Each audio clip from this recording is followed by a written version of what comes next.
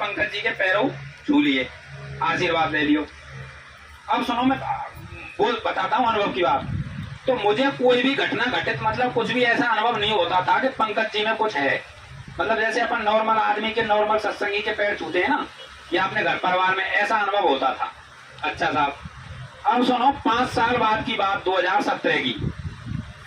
2017 में हमारे एक केदार भैया हमारे गांव के ही, ये बोले कि साहब वहां चलेंगे हम तिवारी जी के सत्संग में, जयपुर, गुरु पूर्णिमा पर। तो मैं गुरु पूर्णिमा पर उनके साथ में जयपुर गया था। ये जगदीश तारदारी जी हमारे देवली के, इनसे मिले हमने, ढेरा मोड़ की बात है। ये बोले हमू जा रहे हैं वहां, कि साहब हमू चलेंगे, कि ठीक है तुम चलना था। अब साहब मैंने कही कि आप तिवारी जी के बारे में लोग ये कहते हैं, और मुझे भी ऐसा लगता था कि तिवारी जी की साधना होगी कुछ ना कुछ तो, क्योंकि तिवारी जी गुरु महाराज के साथ 40 साल तक रहे और मंच पर बराबर साथ रहते थे। और गुरु महाराज के साथ मैं तो सबसे नजदीक को नहीं मानता था पहले। तो मैंने कही कि उनको, उनके दर्शन करके देखते हैं कैसा। उससे पहले एक बार और मिला था मैं उनसे, हाँ 2013 में बयाना में आए हुए। तो 2013 में हमने सुनी बयाना में साहब उमाकांत जी आ रहे हैं, तो हम मोटरसाइकिल से बयाना गए। तो हमने उनको सत्संग सुनो। तो उनने एक चीज बताई कि लोग बाग मेरे बारे में कहते हैं कि तिवारी जी वैसे ही मतलब भेष बना लिया है और दाढ़ी बढ़ा ली है और उनके पास कुछ नहीं है, नकली है। अगर तुम्हें यह लगता है कि मैं नकली हूं और मेरे पास कुछ नहीं है और मैं वैसे ही कहता हूं, तो मैं तुमको मेरे नए प्रेमियों से मिला दूंगा, जिनको मैंने नामदान नहीं दिया है और जो पहले गुरु महाराज से नहीं मिले थे, उनको अनुभव हुआ है, ऐसा उन्होंने कहा। तो मेरे दिमाग में थोड़ा सा कीड़ा कुलबुलाया कि यार ऐसा कहा कह रहा है अगला, तो हो सकता है इसकी साधना तो मतलब कुछ ना कुछ है, इसको कुछ मिला है। उसके बाद में हम गए थे 2017 में, 4 साल बाद। 4 साल बाद जब गए तो हमने कही कि चलो अब नजदीक से मिलते हैं, इनसे दर्शन करते हैं। तो हम भी एक कुटिया बना रखी मैंने टेंट की, तो सामने हम चले गए साहब। अब चले गए तो वो हमारे केदार भैया है, वे बोले कि हमको, वे पुराने सत्संगी तो हैं, तो वे बोले कि हमको तिवारी जी से मिलना। तो जैसे ही मैंने तिवारी जी कही तो वहां जो लोग बैठे थे 3-4 वो नाराज हो गए।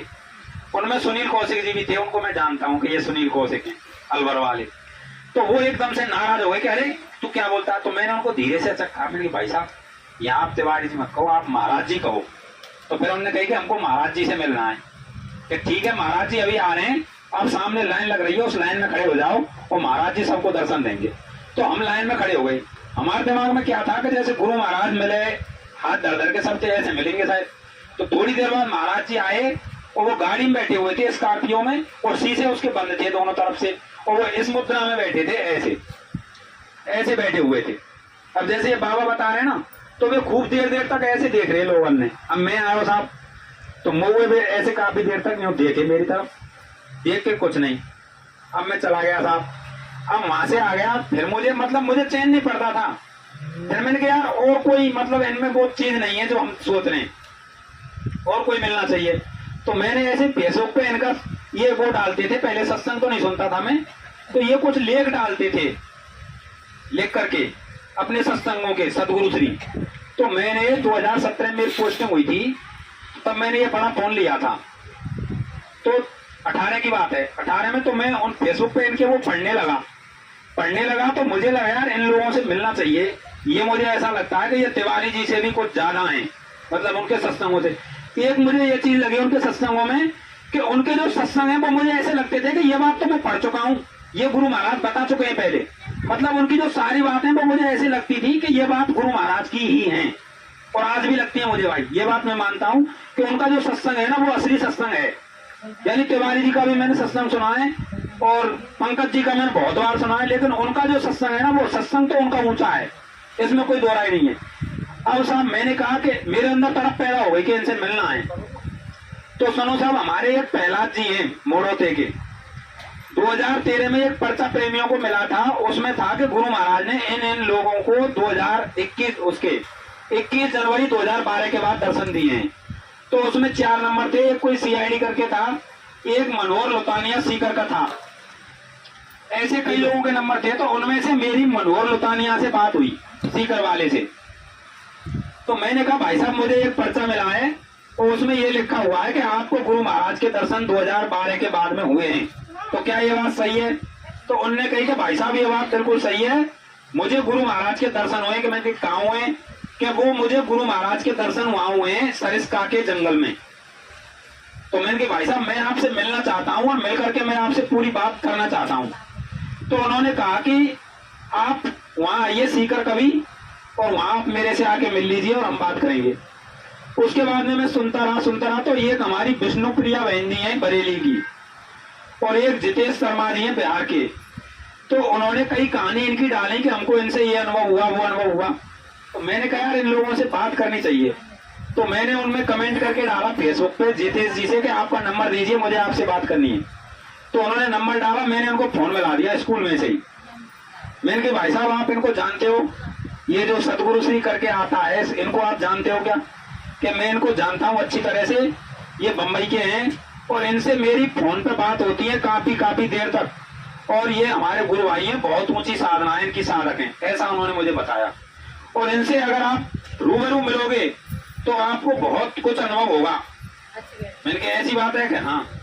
तो कुछ समय के बाद में फिर मैंने मनोहर जी से बात की कि भाई साहब मैं उनसे मिलना चाहता हूँ। तो वो बोले कि हमारे सीकर में वो कार्यक्रम बना रहे, राजस्थान में आएंगे वो, और राजस्थान में आएंगे तो मैं आपको सूचना कर दूंगा, आप आना और उनसे मिलना। अच्छा साहब, फिर उसके बाद में मुझे सूचना मिलती है कि उनका कार्यक्रम पहला था सवाई माधोपुर में। तो उस दिन मैंने मोबाइल नहीं देखा पूरे दिन, 1-2 दिन ऐसे कुछ बिजी था, मैं खेती बाड़ी का काम चल रहा था। तो वो सवाई माधोपुर का कार्यक्रम निकल गया, एक जोधपुर में था खवासपुरा में, वो भी निकल गया। तो अगले दिन सीकर में कार्यक्रम होने वाला था। तो मैंने तुरंत फोन मिलाया, मुझे सूचना मिली सीकर में कार्यक्रम है। तो मैंने मनोहर जी को फोन मिलाया, मैंने कहा भाई साहब सीकर में वो आ रहे हैं? कह रहे हाँ वो आ रहे हैं, मैं आपको बताना भूल गया, और परसों का कार्यक्रम है आप आ जाइए, या कल का कार्य ऐसा था। हाँ परसों का है, मैं शाम को बात कर रहा था। तो मैंने कहा मैं कल ही आता हूँ आपके वहां। मैंने कहा ठीक। तो मैं साहब वहां बड़ौदा कान में रहता था, कटुमर से आगे, वहां से मैं अलवर गया, अलवर से बस में बैठ के, और मेरे अंदर संकल्प विकल्प चल रहे थे क्या होगा। और मैं अंदर ये सोचता हुआ जा रहा था कि मैंने तिवारी जी का भी देख लिया, पंकज जी का भी देख लिया, रतन जी का मैं देखना ही नहीं चाहता था, क्योंकि मैं सुन के देखा था तो उनकी बातों से मुझे ऐसा लगा कि इस आदमी से तो मिलना ही नहीं है। उनका जो सत्संग सुना उसको सुन के तो उनका मुझे मन की इनसे एक बार जरूर मिलना है। तो मैं साहब सीकर के लिए चला गया। तो हमारे हरिराम मिल जी हैं, वो यहाँ भी आए थे अभी, हरिराम मिल जी हैं सीकर के। तो उनका नंबर उन्होंने मुझे दे दिया कि मेरा गांव तो दूर है सीकर से, उनका गांव नजदीक में, आप उनसे बात करके उनके पास चले जाइए। तो वो मुझे सीकर मिल गए। वो भंडारे का सामान खरीद रहे थे सत्संग का, तो मैंने सामान खरीदवाया उनके साथ, और वो कुछ फल वगैरह लेके गए थे और कुछ भंडारे का चूरमा का सामान हम वहां लेके उनके घर पे गए। तो उनसे बात हुई तो उन्होंने भी यही बात बताई कि इनका जो सत्संग है वो असली सत्संग है, और इनके सत्संग सुन के हमारी मालिक के प्रति तलब पैदा होती है। मैंने कहा भाई साहब वो तो मेरी भी होती है, गुरु महाराज की याद आती है हमें। अब देखो इसमें मुझे एक अनुभव करता हूँ कि जो नए लोग हैं ना वो उनकी तरफ डाइवर्ट हो जाते हैं एकदम से, लेकिन जिनका गठबंधन गुरु महाराज से है तो वो बार बार मालिक शब्द यूज कर रहे थे, मालिक शब्द, कि वो मालिक आएंगे मालिक आएंगे। मेरे अंदर धक्का लगता था जैसे वो मालिक बोलते थे। मैंने कहा यार मालिक आएंगे, मालिक तो, मैंने कहा मालिक तो गुरु महाराज हैं। पर मैंने कहा चलो ठीक है, इनका भाव है ये मालिक कह रहे, तो मेरे मुंह से मालिक नहीं निकला, आज भी नहीं निकलता। लेकिन मैं बेहद प्रेम करता हूँ, ऐसी बात नहीं, उनसे बेहद प्रेम करता हूँ मैं आज भी। और वो भी उनका जो प्रेम देखा ना मैंने, मैं एक बार भुसावल में गया था, वो प्रेम मैंने आज तक वो किसी में, साधु महात्मा में, मतलब जो वो गुरु महाराज का आशा ही है। जैसे गुरु महाराज है ना भाई, इन्होंने बताया कि इन्होंने वो मंदिर खोल दिया, तो गुरु महाराज ने कहा कि बरसात हो रही थी तो उन्होंने सही तो किया।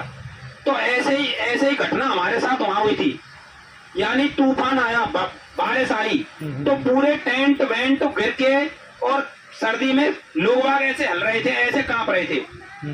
यानी 10 बजे तक उन्होंने सत्संग सुनाया। 10 बजे के बाद 1 घंटे वो घूम घूम के ऐसे मिले पब्लिक में, लोगों से बात की उन्होंने। बात करने के बाद वो 11 बजे चले गए, और 11 बजे जाने के बाद में लगभग आधे घंटे वहां तेज बरसात हुई। महाराष्ट्र में सर्दी नहीं पड़ती है, लेकिन वहां इतनी सर्दी हो गई, कांपने लगे, रोज टेंट पूरे भीग गए, गद्दे भीग गए, और पब्लिक वहां कांपने लगी। तो वहां के जो जिम्मेदार लोग थे भुसावल के, जिन्होंने वो कार्यक्रम कराया था, उनसे कहा भाई साहब व्यवस्था करो, ये पब्लिक तो यहाँ मर जाएगी सर्दी में। तो वहां पे कोई एक बिल्डिंग थी, पता नहीं किसकी थी, वो मंडी में जैसे यार्ड बने होते हैं ऐसी, कि उसमें व्यवस्था करी जाए वहां। लेकिन उसका गेट आगे से था, जिधर हमारा पांडाल था कि जंगल में पीछे, उधर से रास्ता नहीं था। तो वहीं एक बाउंड्री फूटी हुई थी शायद, और उसमें कुछ झाड़ी वाड़ी काट के उन लोगों ने तुरंत और उसको रास्ता बनाया उधर के, इधर से पब्लिक उधर जाएगी और उस छाया के नीचे ये लोग रात में विश्राम करेंगे सर्दी में। तो हम लोगों ने वहां से गद्दा लेके चले, अपन लोगों ने आपको गद्दे उठा लिए, गद्दे उठा के वहां चले साहब